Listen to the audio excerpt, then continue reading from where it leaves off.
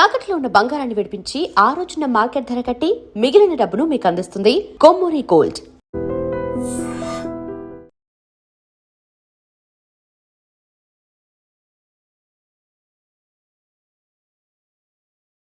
ఇంకో ప్రాబ్లం ఏంటి, ఇప్పుడు మీరు అంతకుముందు కన్వెన్షనల్ సిస్టమ్స్ ఏదైతే అనుకుంటున్నారో అది ఇప్పుడు ఏ మూలన డిస్టర్బ్ అయిపోతుంది. ఎందుకు డిస్టర్బ్ అవుతుంది? 1929 1935 First World War, Second World War మధ్యలో జరిగిన చాలా జెనీవా కన్వెన్షన్ ఇలాంటి దాంట్లో పొలిటికల్ అసాసినేషన్స్ ఉండకూడదు. That is against human civilize బిహేవియర్కి అగెయిన్స్ట్ అని తీర్మానించారు. అప్పుడు నేను ఆర్మీలు కొట్టుకోవాలి, కానీ అప్పుడు ఎవరినో పంపించి ఆయన వెనకాల నుంచి షూట్ చేసి ఆ లీడర్ని, అలాంటిది ఇట్ ఈస్ అగెయిన్స్ట్ ఇది. ఇప్పుడు ఆ థింకింగ్ ఎందుకు మారిందంటే cost of war and effect of war. Second World War తర్వాత వచ్చిన ఏదైతే వార్స్ ఉన్నాయో, ఎవరు తీసుకున్నారు వార్ డెసిషను? ఒక లీడర్ తీసుకుంటాడు. ఆ లీడర్ పక్కన ఉన్న 5-10 మంది ఏదో సందర్భంలో వాడు కూర్చోడు కాపాడుకోవడానికి తీసుకుంటున్నాడు ఆ డెసిషన్. వాడి కోసం మీరు 100,000 మంది చచ్చిపోతున్నారు మధ్యలో. And the cost of war, cost of life and the time and everything. అప్పుడు ఈ మధ్యన ఏం చేస్తున్నారు, ఇప్పుడు America it started assassinating the most wanted leaders. అది మళ్ళీ స్టార్ట్ అయింది. ఎందుకు చేస్తున్నారు ఇప్పుడు అది? Because of these reasons, right? And the AI technology is become so unbelievable. ఇప్పుడు ఐమాన్ అల్ జవారి అని he's like a deputy commander of al-Qaeda, Osama bin లాదెన్కి second. Is got 25 million reward. 16 సంవత్సరాల నుంచి దాన్ని ఎదుగుతున్నారు అడు కోసం. ఏ అడిగితే చెప్తుందా కదా దొరుకుతాడని? ఏ కదా, ఏ ఆ సిస్టమ్స్లో కూడా ఉంటుంది. వాళ్ళకి ఫైనల్గా వాళ్ళకి తెలిసింది ఏంటంటే, కాబూల్లో ఒక 5 అంతస్తుల బిల్డింగ్లో 4వ అంతస్తు బాల్కనీలోకి రోజు పొద్దున 7 గంటలకు ఆ టైంలో వచ్చి అక్కడ కూర్చుని టీ ఏదో తయారు చేసుకొని తాగుతాడని ఒక ఇన్ఫర్మేషన్ వచ్చినారు. సో వాళ్ళు ఏం చేశారు, ఒక ప్రెడేటర్ డ్రోన్ అన్మాన్డ్ దాన్ని పంపించి కాబూల్ ఒక 1 mile డిస్టెన్స్ నుంచి they deployed a missile called R9X. అదేం చేస్తుందంటే దగ్గర వచ్చి అది పేలదు, దాంట్లోంచి కత్తులు వస్తాయి బయటికి, అది సర్రని తిరిగి నరికేస్తాయి టార్గెట్ని. అది ఎందుకు కనిపెట్టారంటే కొలాటరల్ డ్యామేజ్, అంటే బాంబు పేలితే పక్కన వాళ్ళు కూడా పోతారు, వాళ్ళని చంపడానికి ఉద్దేశం కాదు. Targeting with precision about 1 person. ఇంకోటి బాంబు పేలితే బిల్డింగ్ పడిపోవచ్చు, ఇంకా ఎంతమంది పోతారో తెలియదు. అలాంటివి చాలా జరిగినాయి. దాన్ని తగ్గించడానికి ఇలాంటి టెక్నాలజీ కూడా వచ్చింది. ఇప్పుడు ఇది కంప్లీట్లీ డ్రివెన్ బై ఎలా అది మీరు టార్గెట్ ఏం చేసిన తర్వాత, డిప్లాయ్ చేసిన తర్వాత, అది హెడ్ విండ్ గాలి వస్తుందా, ఎదురుగాల, టెయిల్ విండా, ఏవి అన్నీ క్యాలిక్యులేట్ చేసి కంటిన్యూస్గా ప్రెసిషన్లో ఉంచుతుంది. 1 mile దూరంలో కనపడదు, ఎందుకంటే అది 4-5 feet ఉంటుంది. 1 mile అక్కడి నుంచి స్టార్ట్ అయ్యి ఈ దగ్గర రావడానికి 4 secondsలో వస్తుంది. Because travels at Mach 10 speed. మీకు సౌండ్ కూడా వినిపించదు. సో అక్కడ అప్పుడు ఏమవుతుంది, ఈడొక్కడ పోయాడు. మీరు ఇది లేకుండా చేయాలంటే ఒక పెద్ద ప్లటూన్ని పంపి చాలా విరోచితంగా లోపల వాళ్ళకి తెలిసిపోయి వాళ్ళు షూట్ చేసి వీళ్ళు షూట్ చేసి ఎంతమంది పోతారో ఆడు తప్పించుకుంటాడా లేదా తెలియదు. Same thing they applied. ఇప్పుడు ఇది మన రాకెట్ సైంటిస్ట్ ఉన్నాడు, మన న్యూక్లియర్ సైంటిస్ట్ ఇరాన్, ఆడిని ఆ పర్టిక్యులర్ దాంట్లో వచ్చి ఆడి దగ్గర కొట్టి అది లేచిన తర్వాత ఒక ఏమంటుందని లాన్లోంచి ఒక రోబోటిక్ థింగ్ చేసి మెషిన్ గన్తో కలిసింది. అండ్ మనుషులే లేరు అక్కడ, everything is done by machines control by air. అప్పుడు చాలామంది ఆలోచించింది ఏంటంటే, సెకండ్ వరల్డ్ వార్ ఎందుకు వచ్చింది అసలు? హిట్లర్ని చంపటం వచ్చింది. హిట్లర్ అని కూడా స్టార్ట్ చేశాడు. అవును, సెకండ్ వార్ ఎండ్ అయిపోవాలంటే హిట్లర్ చచ్చిపోవాలి. కానీ హిట్లర్కి మనకి మధ్యన, అది మనకంటే అమెరికన్ ఫోర్సెస్కి ఒక 1000 మంది ఉన్నారు, ట్యాంకులు గీంకులు అన్నీ చేసుకొని. వాడి దగ్గరికి రీచ్ అవ్వటానికి అయింది వార్.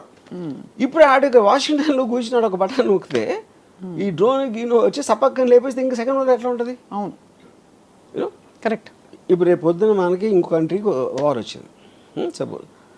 ఇప్పుడు మీరు ప్రైమ్ మినిస్టర్ని, joint chiefs of staff, army, navy, naval కమాండర్ని చంపేసినాయి అనుకోండి, మిసైల్స్ వచ్చి, మిసైల్స్ డ్రోన్స్ ఏదో వచ్చి, మీకు లీడర్స్ పోతే వేరే వాళ్ళు వార్ ఏం చేస్తారు? మహారాజ్ చచ్చిపోతే సైన్యం వార్ ఎందుకు చేస్తుంది? అవును, ఈ క్వశ్చన్స్ అని రీఎమర్జ్ అవుతున్నాయి.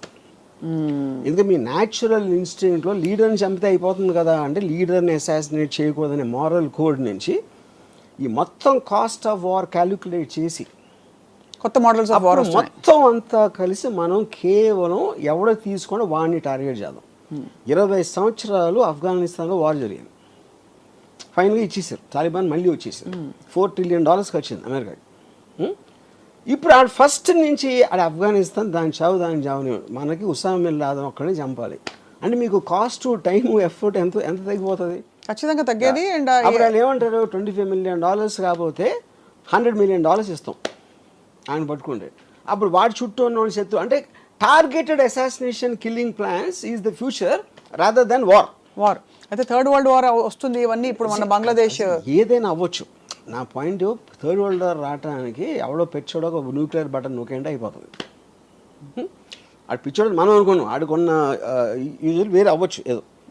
ఇప్పుడు ఏంటంటే వార్ అనేది ఎప్పుడు కూడా లీడర్స్ వాళ్ళని వాళ్ళు కాపాడుకోవటానికి వీళ్ళని బలి పెడతారు. That is actual point of war.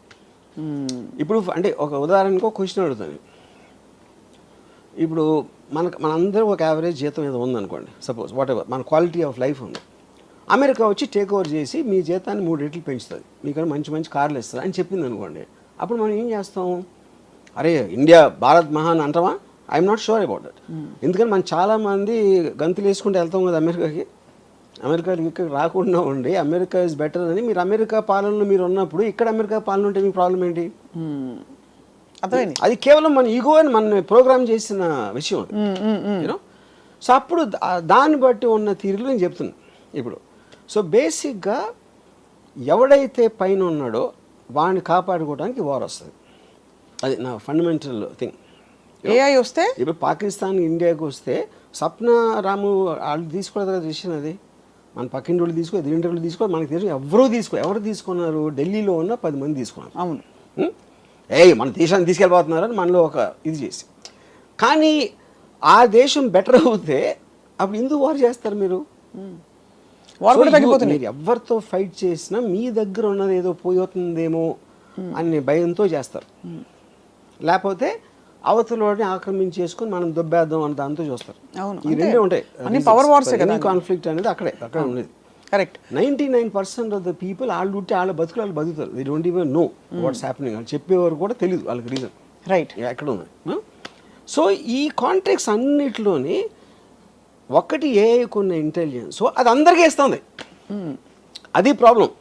ఒక్కడికే ఉంటే వేరు. అది మీకు తెలిసి, నాకు తెలిసి, మన దగ్గర పనిచేసేవాడికి తెలిసి, డ్రైవర్కి తెలిస్తే everybody is armed with the same knowledge, right, same intelligence. వాడికి తెలియకపోతే సందర్భం వచ్చినప్పుడు అటు తెలుసుకుంటాడు. లేదు అంటే వాళ్ళు క్రియేట్ చేసుకోవాలి. అందుకనే కాంటెక్స్ట్ ఆఫ్ వార్ ఎవరి ఏఐ వాళ్ళే. బిగ్గెస్ట్ ప్రాబ్లం ఏమవుతుందంటే ఏఐతో మీకు మోటివేషన్ పోతుంది. మోటివేషన్ ఎందుకు పోతుంది అంటే అబ్సల్యూట్లీ ఆల్రెడీ నాకు అన్నీ తెలిసిన నా ఫ్రెండ్ నా దగ్గర ఉంటే మీరెందుకు మళ్ళీ చదువుకోవాలి, మీరెందుకు నేర్చుకోవాలి, మీరెందుకు అర్థం చేసుకోవడానికి ట్రై చేయాలి? అది స్టూపిడ్.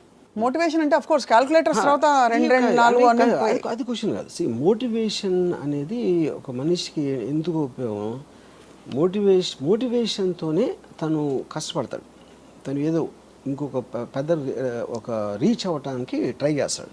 దానికి ఏం కావాలి? నాలెడ్జ్ కావాలి, ఒక అంబిషన్ కావాలి, ఒక ఇంటెలిజెన్స్ కావాలి, ఒక ఎఫర్ట్ కావాలి.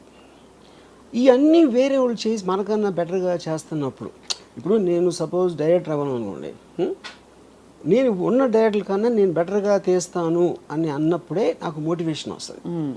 ఇది ఒకటి.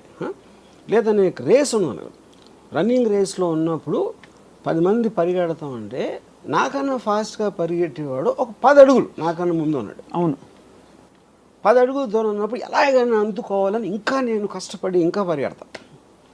అదే వాడు 1 మైల్ ముందుకు వెళ్ళిపోయాడు అనుకోండి, 1 మైల్ అందుకోవటం అనేది నాకు వల్ల కాదు అని నాకు తెలుసు.